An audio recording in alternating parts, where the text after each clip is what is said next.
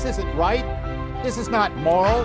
We don't judge people by color in this country. That is racist. It's wrong. Jeffrey, let me tell you something. We don't judge people let me by tell color you in this something. country. Every single do. day I walk out of my house, I am a black woman, Jeffrey. I don't have the luxury of saying I don't see color. Every single day I walk out of my house, someone sees me as a black woman. Regardless of how I see myself, I'm a black woman. Don is a black man. Bakari is a black man. You have the luxury of walking out of the house and just being an American. You don't have to think about it. You do not have to think about it. And that, my friend, is a position of privilege. An officer has never hassled me because I tend to behave myself. I also happen to comply with the officer. Never would I resist arrest.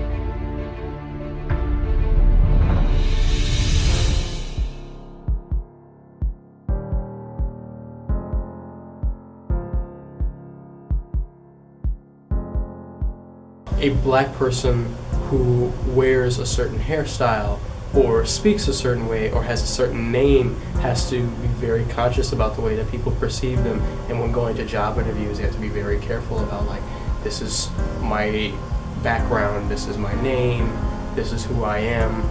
These are not things that white people have to worry about because these are things that do not apply to them as a racial factor. I hate the way black people are portrayed in the media.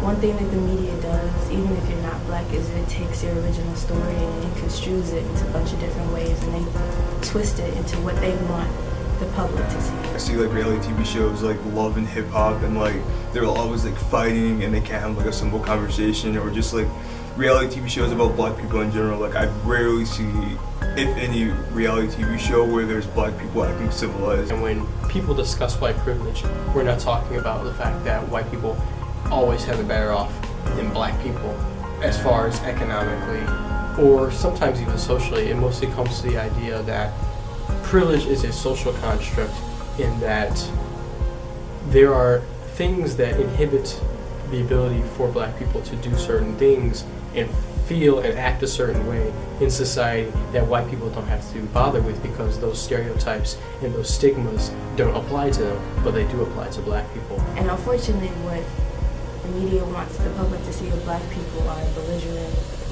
animals who don't care about each other and kill each other, and they use that as a way to justify some of the horrible things that happen to us. A lot of African Americans are portrayed as bad or like ignorant or, I guess, a menace to society. People like to say a lot of bad things about black people, and I don't know where that comes from.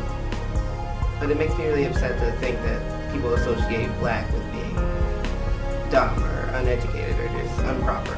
When people like see black people, like, oh, I see black people acting like ghetto or like acting dumb on TV, so this is how they must all act. And then of course all of these stereotypes come back from an important history in the way that black people are portrayed, not even in the media, but just as they always have been in American culture, which is ignorant or uneducated or naive about the world, or they're criminals and all they do is steal and rape and pillage, when in reality we're much more than that. I'm very upset about how the media portrays black people, and I don't feel like we deserve it, and it creates this type of stereotype that we're then supposed to go out into the world and portray, and that's not who we are.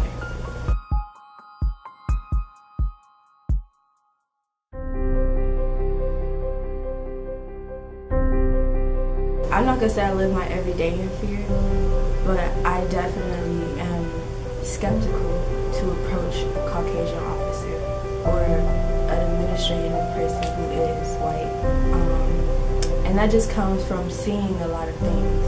In a car full of a whole bunch of people of my color, black people, and seeing the police follow us and just stop us and think we up to no good, pulling all of us out the car and saying like, where the weed at, where the dope at, where all that. They think we selling drugs, they think we up to no good.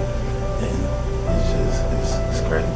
It made me feel bad, because I ain't a bad person, you know what I'm saying? I don't sell drugs, I ain't out here killing nobody, I ain't doing bad stuff to people, so I felt bad. I felt like I shouldn't be judged for my color of my skin, of who I am, what I appear to look like, what I dress like. I've seen people getting beat up. I've been in Royal Oak with a black friend of mine, and we've been stopped several times and searched for no reason. So situations like that definitely make me scared to come to someone who isn't black for help. Whenever something big in the media happens to where African American is gunned down or mistreated, me and my father always have the talk of, what do you do in those situations? How do you prevent yourself from being the next black victim? It's just motivation to just do your best in life and not fall to the stereotype.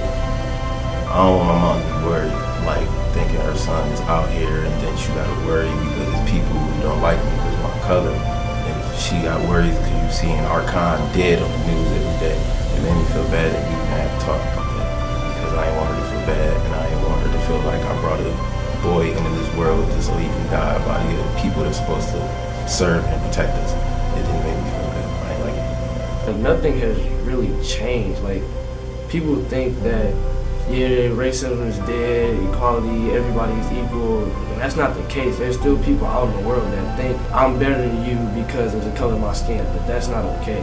After Trump was elected, the next day I came to class and a white kid said to me and my friend, have you guys been assigned to your plantation team?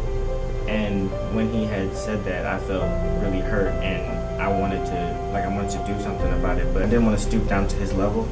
And I didn't want to fit into the black stereotype of being violent. And when he said this, I realized that we haven't come too far from racism days, and racism isn't over, and that's just how life is. My mom she set me down and she told me that, like, I'm a black man in America. They're not going to see me win, but I got to prove them wrong. I got to come back stronger than what I was. It doesn't really feel too great, but I know, like, at the end of the day, there's always going to be that one group of people that thinks otherwise, so I got to toughen up my skin and try to do as best as I can to try to, like, prove that stereotype wrong. I have to, I don't know, walk around life different because my mom always usually talks about things are going to be harder for you as a black man, and things are always going to be, like, different from a white person. We should not be afraid. We shouldn't have to worry about continued oppression and discrimination. We just need to work on these things in order to better ourselves as a people and better everyone as a result, including other Americans. I think that we are moving towards a better future, regardless of how dark and despairing things may seem right now. Positivity and progress will always prevail and move things forward, and we've seen that throughout all of history, especially when it comes to the oppressed person.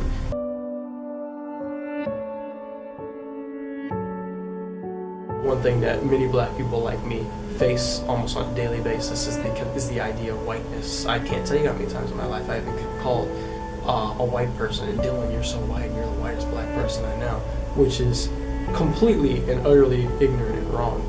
I never feel like fully accepted from either race. I couldn't really find out who I was. Like, it was like people always told me like I was trying too hard, or I could never fully be black, or I could never fully be white.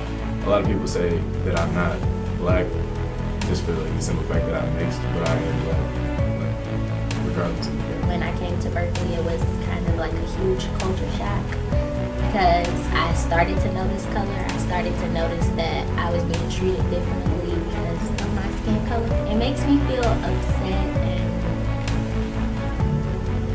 I don't know, kind of like, why do I have to feel this way, or why am I treated differently because of my skin, and it's something that I can't control. I will have kids eventually, and when I have them, I will raise them to not judge people by their color and not to judge about what they do, but to understand them and why they do what they do.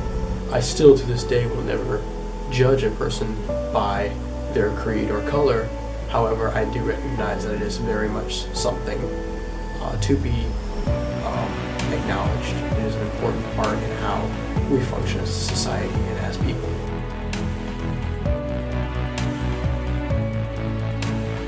I feel like overall as a school we need to work on knowing each other's backgrounds and each other's cultures. If we knew more about each other, we wouldn't be so quick to judge.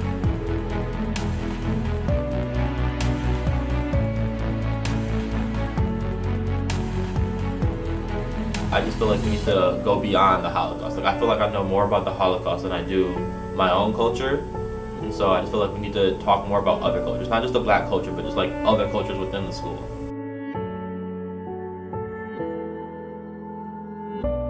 Black Lives Matter means that Black Lives Matter also. It means that not just Black Lives Matter, but we matter as a whole. A lot of crazy things have happened in the world in the past year, but you know, I feel like we have to draw attention to it ourselves, so that's just our little slogan. I think some people misinterpret the meaning of it. Some people are like, oh, all lives matter and stuff like that. And it's not that all lives don't matter, it's that Black lives matter too. Sometimes when we bring some of the issues with police brutality to light, people kind of try to undermine it and say, hey, white people get killed too. And they don't really see like the big picture that Black lives are being harmed and they're being threatened at a daily basis. I love being black, and I love the things that come with being black, the positives, the sense of community, and the love that we have for one another. That we can come together and be open around each other and be ourselves and just, yeah, we can be ourselves. We can relate to each other. It's just a sense of community that like, a community and a bond that like I feel like will never be broken. Fellowship. That's one word that always sticks out to me when I think about black people is fellowship. We are always able to come together. I think I could speak for a lot of black people when I say that our favorite holidays are the ones that we come together with our family and we cook. What I love about the black community is that we all, when we do come together, we support each other and we compliment each other and our melanin, and we just support each other and bring each other up. And I just think that it has a great family aspect to it. African Americans, we have a lot of different hairstyles we can do. Don't touch it. Coming together all the time. Even when you don't know a black person, you still feel like you have some type of connection with them. Like our color makes us who we are. Exactly. I love our drive, you know, we persevere through anything. I love that my race, no matter what, has the ability to bounce back from things and stay resilient to everyday problems. We are creators, we're also innovators. We think, and we some of the greatest figures in history, both American and international, have been black, undoubtedly. And I believe that any of us have the capability to rise to the occasion, to become just as great as some of those people. I'm black, I'm proud, I'm just like you, I'm really no different. I am black, and that doesn't make me less of a person. I am black and I have plans to go to college. I am black and I'm not a statistic. I am black and I am not afraid. I am black, but I'm nothing less than you. I am black and I am bold. I am black and I am intelligent. I am black and I'm an entrepreneur. I am black and this is my real hair. I am black and my father's in my life. I am black and both my parents are college educated. I am black, but I'm not ignorant. I am black and I am beautiful. I'm black and I have power.